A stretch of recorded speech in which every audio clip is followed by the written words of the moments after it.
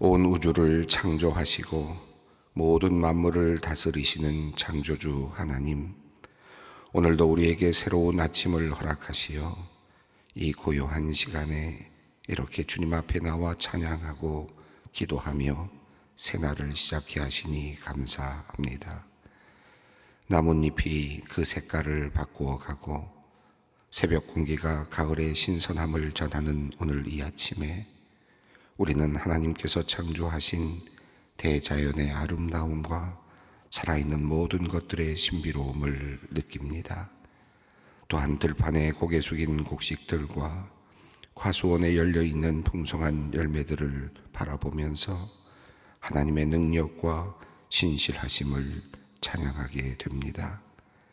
하나님, 이 풍요의 계절, 주님께서 선물로 주신 열매들로 풍성한 이 시기에 우리의 마음도 넉넉해졌으면 좋겠습니다. 먼저 하나님을 향한 감사의 마음이 가득하게 하여 주시고 그 감사가 흘러 넘쳐서 어려운 이웃을 향한 나눔과 봉사로 이어지게 하여 주시옵소서.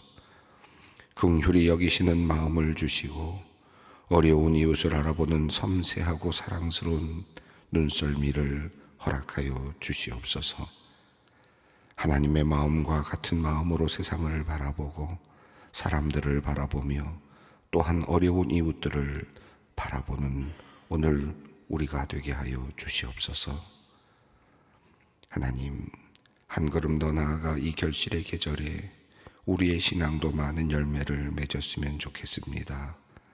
성령께서 함께 하심으로 맺히고 연근 사랑과 희락과 화평과 오래 참음과 자비와 양성과 충성과 온유와 절제의 열매들을 우리가 이 가을에 주님 앞에 내어놓고 주님께 기쁨을 드릴 수 있었으면 좋겠습니다. 그러하기 위하여 우리가 주님의 성령을 간절히 사모하며 구하오니 성령의 은혜를 우리에게 가득 부어 주시옵소서. 성령께서 우리 안에 만들어 가시는 놀라운 역사를 우리가 날마다 경험하며 우리 안에서 영걸어가는 성령의 열매들을 기쁨으로 거두게 하여 주시옵소서. 하나님, 주님께 구합니다. 엘리사가 엘리야를 끝까지 따라가며 갑절의 능력을 구한 것처럼 우리에게도 거룩한 열망을 주시기를 기도합니다. 성공을 위한 욕망이 아니라 하나님을 가까이 따르려는 열망을 주시옵소서. 세상의 것, 썩어질 것을 더 움켜쥐려는 욕심이 아니라 영원한 생명을 붙잡는 열망, 주님의 모습을 더욱 닮아가고자 하는 거룩한 열정을 우리에게 주시옵소서. 세상의 것을 부러워하는 것이 아니라 교회를 사랑하고 성도들을 흠모하게 하시고 화려한 세상 일을 자랑하는 것이 아니라 주님의 일, 교회의 일을 도리어 더 크게 생각하고 기뻐하는 우리가 되게 하여 주시옵소서. 하나님, 오늘은 특별히 아직 믿지 않는 가족을 놓고 안타까운 마음으로 기도하는 성도님들을 위해 기도합니다. 주님께서 이들의 가정을 친히 찾아가 주시옵소서. 주님께서 아직 주님을 찾지 않는 이들의 마음에까지 다가가 주시기를 원합니다.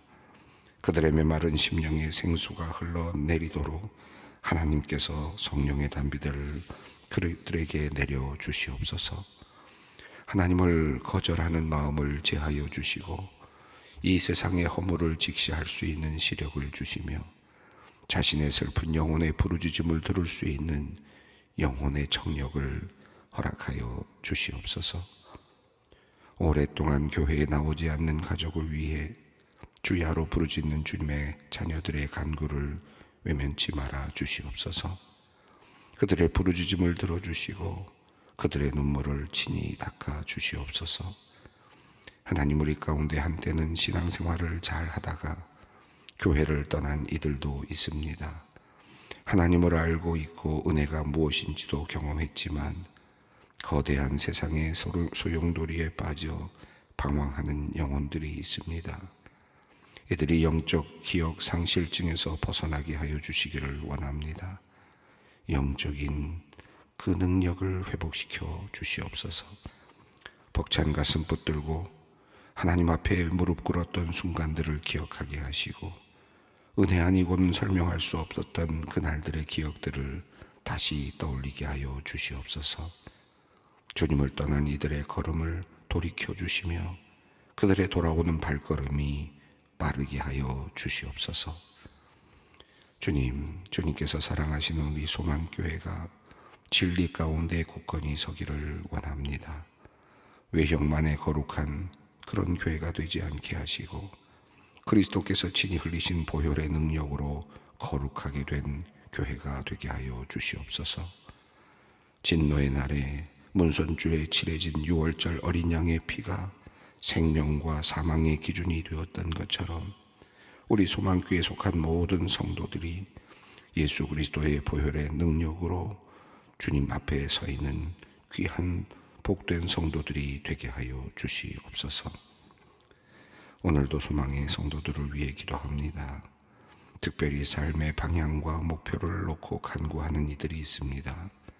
어디로 가야 할지 알 수 없어 고민하는 이들이 있습니다. 너무도 열심히 노력했는데 뜻대로 되지 않아 낙심한 이들이 있습니다. 아직 모든 것이 분명하게 보이지 않아 발걸음을 떼는 것이 두려운 이들이 있습니다. 가고 싶은 곳은 있지만 어떻게 가야 할지 길이 보이지 않아 고민하는 이들이 있습니다. 또한 여러 상황에서 다양한 이유로 삶의 방향을 잡지 못해 헤매고 있는 이들이 있습니다. 하나님께서 인도자가 되어 주시고 좋은 상담자가 되어 주시옵소서.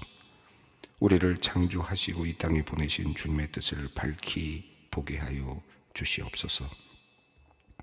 주께서 허락하신 목표를 향해 발걸음을 뗄 수 있는 용기와 결단도 또한 허락하여 주시옵소서. 두려움과 염려 가운데서도 주님을 신뢰함으로 힘있게 살아가는 인생들 되게 하여 주시옵소서. 이제 말씀 앞으로 나아갑니다. 오늘 주신 말씀 속에서 바울이 당한 고난과 그를 위로하고 격려한 믿음의 동역자들의 이야기를 들을 때에 우리가 고난당할 때 어떻게 대처해야 하는지, 또 고난당하는 이웃을 대하는 태도는 어떠해야 하는지 배우는 시간이 되게 하시고, 우리의 삶 속에서 배운 것을 실천해 나가는 은혜를 주시옵소서. 우리 주 예수 그리스도의 이름으로 기도드리옵나이다. 아멘. 오늘 주시는 말씀은 디모데후서 1장 15절로 18절 말씀입니다. 디모데후서 1장 15절로 18절까지 말씀 함께 봉독하겠습니다. 아시아에 있는 모든 사람이 나를 버린 이 일을 내가 아나니 그 중에는 부겔로와 허모게네도 있느니라.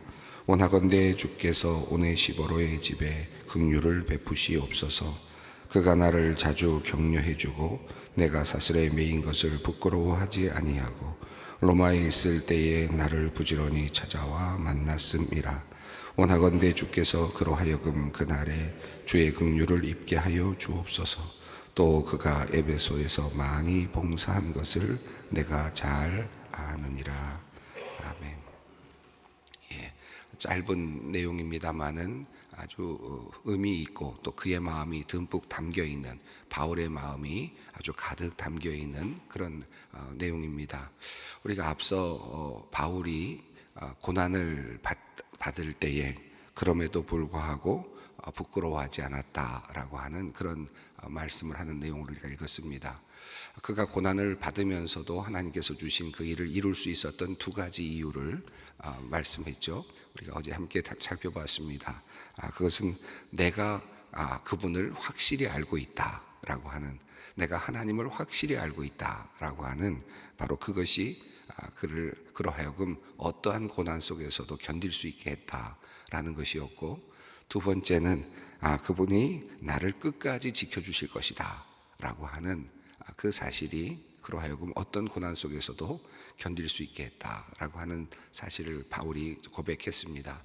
이 두 가지가 굉장히 중요한 바울의 고백이라고 할 수 있겠는데요. 여기서 내가 확신한다라고 하는 12절에 나왔던 이 확신한다라고 하는 이 말은 헬라어의 그 태로 보면 수동태이고 또 완료형으로 되어 있습니다.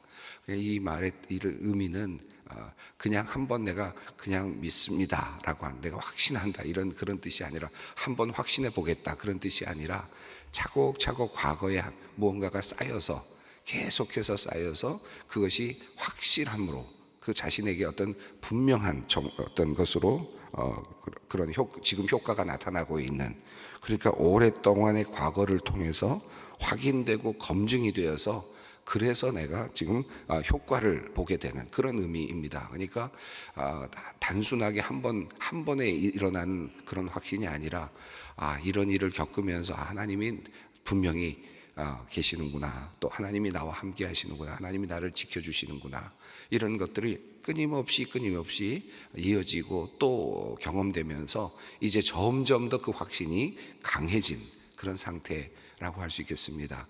그저 어느 순간에 한번 그냥 확신한다, 그냥 확신해 봐야지 하는 그런 의미가 아니라 끊임없는 경험을 통해서 그런 일이 점점 더 강화되는 그런 상황이라고 할 수 있겠습니다. 그러니까 바울이 이렇게 고백할 수 있는 것은 어찌 보면 그가 끊임없이 하나님의 사역, 하나님의 역사하심을 바라보았다라는 것이겠죠. 어떤 끊임없이 일을 하면서 사역을 하면서 하나님과의 교제를 통해서 하나님과의 연관성 속에서 모든 일들을 판단하고 또 그것을 다시 한번 확인하는 그런 일들을 끊임없이 했다라고 하는 것이겠습니다. 우리가 인생을 살면서 인생이 계속해서 흘러가는데 어떨 때는 좋은 일도 있고 어떤 때는 또 슬픈 일도 있고 어떨 때는 힘든 일도 있지 않겠습니까? 그때 우리가 기도하고 또 하나님 말씀 붙잡고 살아갑니다. 그런데 그냥 뭐 기도하고 말씀을 읽고 그냥 또 지나가는데, 그런데 그냥 지나가게 되면 그냥 신앙생활 하면서 지나가지만, 그러나 그것이 분명하게 하나님이 정말 나를 오늘 나의 기도를 들어주셨구나, 하나님께서 나를 이 말씀으로 나를 지탱해 주셨구나 하는 것들을 끊임없이 확인하는 일과 끊임없이 확인하고 그것을 또 다시 쌓아가고 또 쌓아가는 그런 과정이 있는 것과 그냥 지나가는 것과는 엄청난 차이가 있다라고 할 수 있겠습니다. 그러니까 여러분께서 우리가 신앙생활을 하면서 내가 기도한 것을 다시 반추해보고 하나님께서 나를 그 기도에 어떻게 응답해 주셨는지, 또 나에게 주시는 그 말씀이 나에게 어떤 의미로 다가왔는지를 늘 반추하고 생각하고 다시 정리하고 마음속에 새기는 그런 과정들이 필요하다고 할 수 있겠습니다.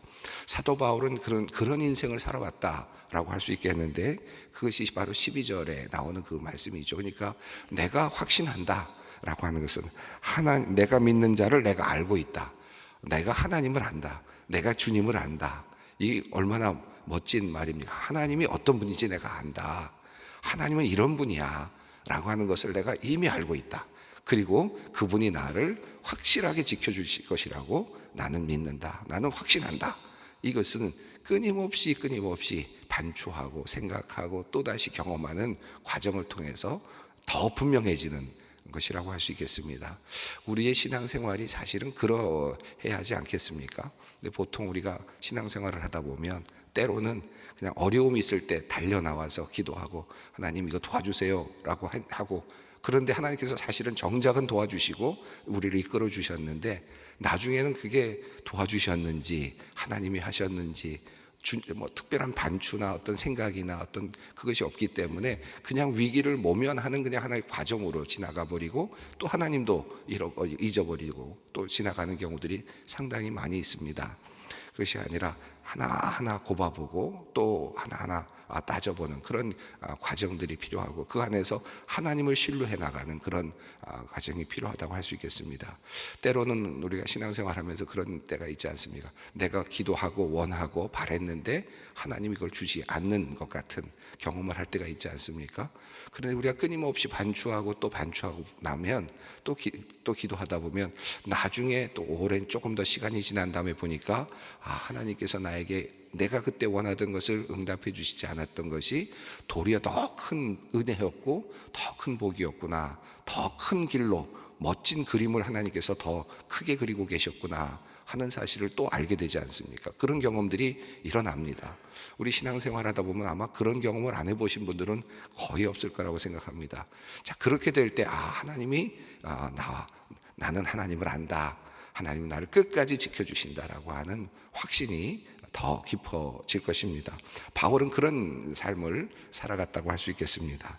자, 그리고 13절과 14절 우리가 어제 읽고 잠깐 우리가 함께 살펴보지 못했는데 13절이 이렇게 되어 있습니다. 너는 그리스도 예수 안에 있는 믿음과 사랑으로서 내게 들은 바 바른 말을 본받아 지키고, 여기서 바른 말은 앞서 있는 복음이 되겠습니다. 거짓된 말이 아니고 복음입니다. 생명의 말씀, 생명의 말씀, 살리는 말씀이라고 할 수 있겠는데, 이 바른 말, 이 생명의 말씀을 이제 본받아서 지키는데, 이 하나님의 말씀, 사도 바울이 전하고 있는 이 복음의 말씀을 어떤 태도로 받아야 되는지 두 가지를 말하고 있는데, 하나는 믿음입니다. 믿는 마음으로, 신뢰하는 마음으로 그 말을 받는 것, 그리고 사랑의 마음으로 그 말을 받는 것, 이 두 가지를 지금 이야기하고 있습니다. 이것은 우리들의 삶 속에서도 마찬가지입니다. 여러분이 부부 간에도, 또 부모와 자식 간에도, 또 여러 사람들 간에, 상사와 또 상하 관계 속에서도 여러 관계 속에서 이야기를 할 때가 있지 않습니까? 어떤 사람의 말을 할 때, 아내가 말을 할 때든지 남편이 말을 할 때든지 누가 말을 할 때든지 그 말이 그냥 진리로 받아들여지고 마음으로 받아들여질 수가 있고, 때로는 그 말이 튕겨 나갈 수가 있지 않습니까? 거부가 될 수도 있지 않겠습니까? 그럴 때 마음으로 받아들여지는 그거에 있어서 중요한 요소가 뭡니까? 사실은 지금 두 가지죠. 이 말씀하고 있는 이 말씀이 우리들의 경험 속에서도 항상 일어납니다. 어떤 사람이 말을 했을 때 그 사람을 믿는 마음으로, 이 사람이 신실해, 이 사람은 거짓말을 하지 않아, 이 사람은 항상 바른 말을 하고 좋은 말을 나에게 해줘 라는 그런 생각을 가지고 있으면 말을 받기가 쉽죠. 그 말이 받아들여지고 흡수가 쉽게 되죠. 또 사랑의 마음으로, 저 사람 참 사랑하는 사람이 나에게 말을 한다 라고 한다면 그 말이 쉽게 받아들이지 않습니까? 심지어는 거짓말을 해도 진리가 되는 것을 경험하지 않습니까? 사랑을 하면 그런 느낌이 들지 않습니까? 자, 여기서도 보면 하나님의 말씀을 그렇게 받으라는 겁니다. 하나님은 신실하셔, 하나님은 진짜 믿을 만한 분이셔 라고 하는 그 마음으로 그 말씀을 받고, 또 하나는 하나님을 내가 사랑하니까, 사랑하는 분이 나에게 말하니까 이건 내가 해야지 하는 그런 마음으로 말씀을 받으라는 것입니다.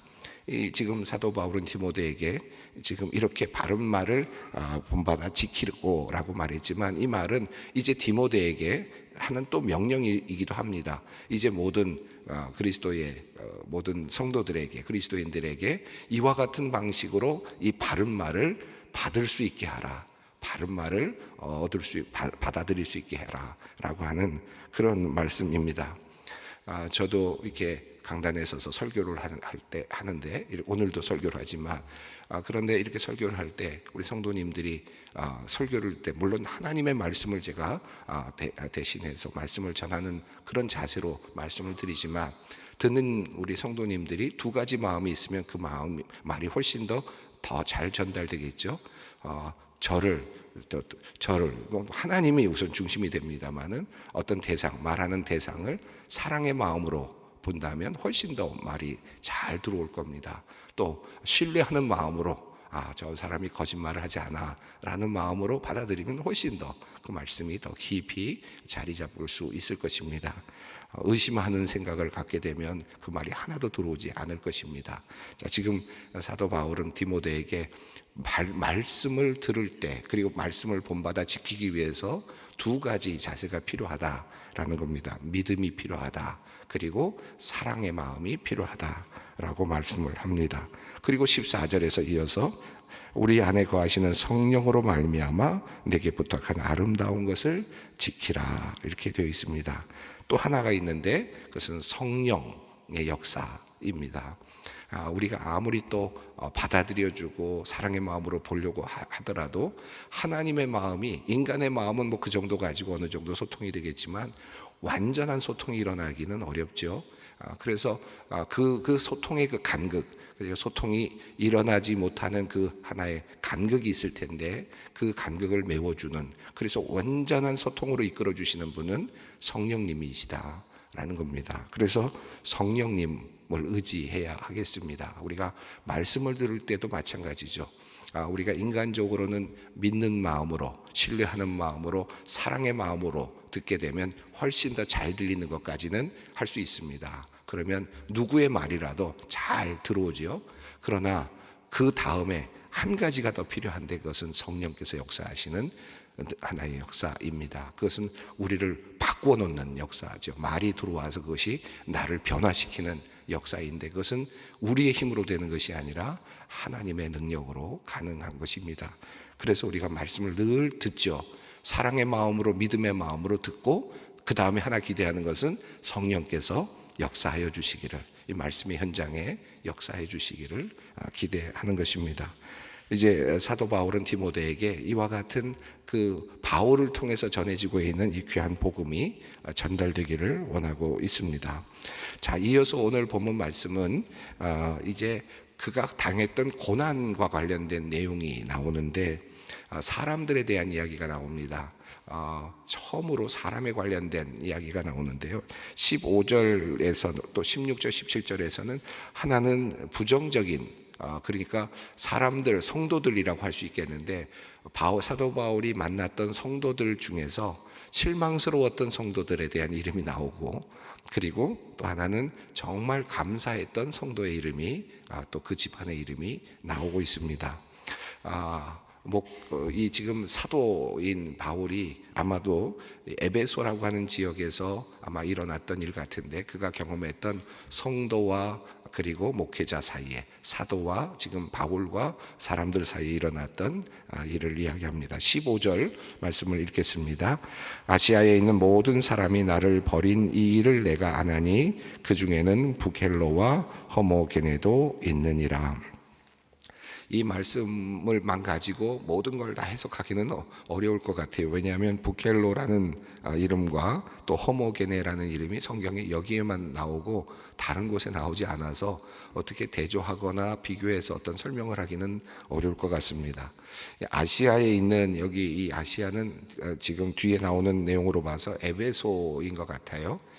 그리고 그러니까 얼마 전에 튀르키예에서 지진이 많이 났을 때 에베소 교회가 무너졌다라는 얘기가 있었는데, 그러니까 이제 바로 그 자리입니다. 튀르키예에 있는 그 부분입니다. 지금 사도 바울이 에베소에서 또 목회도 했고 또 디모데에게 맡겨서 또 에베소에서 목회하도록 했고 했던 그런 기록들이 있는데, 지금 바로 이 에베소 교회인데, 이 에베소 교회에 있는 사람들, 그런데 그가 목회했던 그곳에서 지금 버림받았던 기억을 떠올리고 있습니다. 사도 바울이 지금 힘들었던 시간을 지금 떠올리고 있는데, 그렇게 힘들었던 사람들, 어렸던 사람들, 그래서 모든 사람이 나를 버린 이 일을 내가 안다라고 하는 그런 말을 하고 있습니다. 여기서 이 말은 굉장히 과장된 표현인 것 같긴 하죠. 모든 사람이 다 버렸겠습니까? 그렇죠? 그러나 사도 바울은 에베소 교회에서 어떤 목회적인 실패 경험을 했다고도 할 수 있을 것 같아요. 그런데 모든 사람이 나를 버리는 것 같은, 그와 같은 경험을 했던 것 같습니다. 근데 그것을 주동한 사람이 있었던 것 같아요. 그 사람이 바로 부켈로 허모게네라고 하는 사람으로 그렇게 보입니다. 이 내용이 정확하게 뭔지 잘 모르겠는데, 해석하는 분들에 따라서는 그가 이제 붙잡히게 되고 로마로 잡혀가게 되는 과정을 보면서 복음을 버리고 또 복음을 부끄러워하게 된 그런 모습이 아닐까라고도 보기도 하고, 여러 가지 추측들을 합니다만은, 그러나 이것보다 더 중요한 것은 지금 사도 바울의 관점에서 본다면 자신이 열심히 목회를 하고 열심히 사람들을 세우고 구원 사역을, 하나님의 사역을 감당하려고 했지만 거부되는 그런 경험을 했다라고 하는 것입니다. 사도 바울이 목회를 잘했을까요? 못했을까요? 복음을 전하고 성경에 나오는 그 귀한 그 말씀도 많이 쓰고 서신서도 쓰고 참 훌륭한 사도이지만 그의 그의 삶을 보면 여기저기에서 거부당하고 쫓겨나고 또 도망가야 되는 그런 과정들이 있었습니다. 복음을 전하고 교회를 세웠는데 또 쫓겨나거나 또는 또 도망을 가야 되거나 상황적으로 이런 일들이 계속됐거든요. 지금 아시아에서 지금 그가 고백하는 것처럼 모든 사람이 나를 버렸다라고 하는 정도의 그런 실패의 경험도 했습니다. 그래서 종종 우리 목회자들 사이에서 종종 위로하듯이 이렇게 힘들고 어려운 목회지에서 목회를 하는 분들 이렇게 서로 위로하면서 그런 이야기를 할 때가 있습니다. 사도 바울도 교회에서 그렇게 어려웠는데 뭐 우리라고 어쩔 수 있겠느냐 뭐 이런 이야기를 하면서 목회자들끼리 이렇게 서로 하는 경우들도 많이 있는데 사도 바울은 지금 그가 경험했던 참 힘들었던 경험을 표현하고 있습니다. 자, 그런데 그럼에도 불구하고 또 한 사람 이름이 나옵니다. 16절 말씀을 읽겠습니다. 원하건대 주께서 오네시보로의 집에 긍휼을 베푸시옵소서. 그가 나를 자주 격려해주고 내가 사슬에 매인 것을 부끄러워하지 아니하고. 17절입니다. 로마에 있을 때 나를 부지런히 찾아와 만났음이라. 이 16절 그리고 18절까지는 이렇게 샌드위치 형식으로 되어 있는데 오네시보로를 향한 그 정말 축복의 말이 앞뒤로 있습니다. 자, 오네시보로의 집에 긍휼을 베푸시옵소서라고 그렇게 이야기를 합니다. 그가 뭔가 고난을 당하고 모든 사람들이 다 버리는 것 같은 그런 상황 속에서 모든 사람들이 자기를 버린 것 같은 경험을 하는 와중에서 또 한 사람의 집안이 그를 지금 위로해 주었다라는 것입니다. 그래서 그것이 너무나도 감사한 겁니다. 사도 바울의 마음에. 그래서 그 감사한 마음이 표현이 되면서 하나님 그 집안을 긍휼히 여겨 주십시오 라고 지금 하나님께 하나님께 지금 기도를 하고 있습니다. 그것을 그가 글로 적고 있습니다. 그가 왜 그렇게 감사해야 하는지 몇 가지 내용이 나오는데 나를 그가 자주 격려해 주었다. 사실 지금 사도 바울이 끊임없이 고난의 여정을 거쳐가고 있었는데 그때마다 필요할 때 사람이니까 얼마나 힘이 들었겠습니까? 그런데 그때마다 격려해 주었다. 이것이 그에게는 너무나도 감사한 것이었습니다. 또 하나는 그가 사슬에 매여서 잡혀간 것, 로마 사람들 입장에서 본다면 또는 이스라엘 사람의 입장에서 보더라도 그가 무슨 어떤 공적인 범죄, 중죄인이 되어서 잡혀가는 것 같은 그런 모습을 봤을 때 도리어 부끄러워했는데 많은 분들이 그랬는데 그는 그렇게 하지 않았다. 그를 끝까지 신뢰해 주었다라고 하는 것이었고 또 로마에 있을 때 부지런히 찾아와서 그를 만나서 위로해 주었다. 이것이 너무나도 감사했습니다. 16절과 17절을 보면 매우 인간적인 것 같아요. 그죠?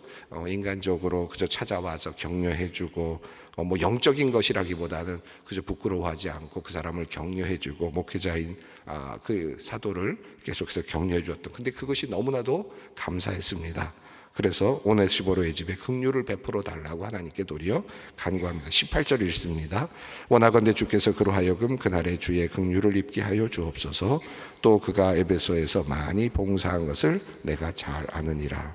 자, 그를 또 긍휼히 여겨달라고 두 번째로 그는 이야기를 하는데 16절에서는 오네시보로의 집을 긍휼히 여겨달라고 했고 18절에서는 오네시보로 자신 한 사람을 위해서 또다시 하나님 그를 긍휼히 여겨달라고 말하는데 18절에서는 또 다른 한 가지가 추가됐습니다. 에베소 교회에서 열심히 봉사한 그 내용들을 다시 떠올리면서 교회에서 충성하고 있는 그의 모습이 사도 바울에게는 감동적이었습니다. 이 모습을 보면서 하나님 그를 긍휼히 여겨주십시오 라고 그렇게 이야기하고 있습니다. 사도 바울에게 이렇게 그 마음이 감동이 되어서 그렇게 기도해 줄 수 있는 사람 오네시보로는 참 행복했겠다라는 생각이 들고 그 집에 하나님께서 복을 내려주시지 않았을까 그런 생각을 해보게 됩니다. 자, 그가 고난을 당하면서도 견딜 수 있었던 두 가지 이유가 이제 이런 모든 과정을 통해서 정리가 되는데요. 하나는 거부할 수 없는 하나님의 은혜였습니다. 첫 번째는 하나님의 뜻에 따라서 생명의 그 약속을 따라서 하나님께서 나를 불러주셨기 때문에, 거룩한 소명의 부르심을 주셨기 때문에 내가 이 고난의 길을 갈 수 있었다라고 말하면서 복음과 함께 고난을 받아라 디모데에게 이야기를 하죠.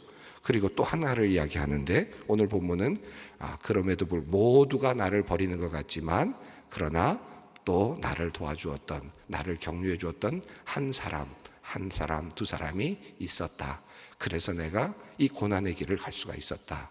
너도 복음과 함께 고난을 받아라. 모두가 너를 버리는 경험을 하게 될지도 모르지만 그러나 너를 위해서 기도해 주고 격려해 주는 한 사람, 두 사람 바라보며 그 길을 가라 라고 하는 그 말씀으로 주님께서 말씀을 하고 계십니다. 이 바울을 통해서 주시는 말씀이겠습니다. 오늘 이 바울을 격려해 주었던 이 오네시모로 얼마나 귀한 사람일까 한번 생각을 해보게 되고요. 우리가 주변에 있는 사람들을, 이런 고통 속에 있는 사람들을 이렇게 격려하는 삶을 살았으면 좋겠다 하는 마음도 갖게 됩니다. 함께 우리 기도의 자리로 나아가겠습니다. 하늘에 계신 우리 아버지, 아버지의 이름을 거룩하게 하시며 아버지의 나라가 오게 하시며 아버지의 뜻이 하늘에서와 같이 땅에서도 이루어지게 하소서. 오늘 우리에게 일용할 양식을 주시고 우리가 우리에게 잘못한 사람을 용서하여 준 것 같이 우리 죄를 용서하여 주시고 우리를 시험에 빠지지 않게 하시고 악에서 구하소서. 나라와 권능과 영광이 영원히 아버지의 것입니다. 아멘.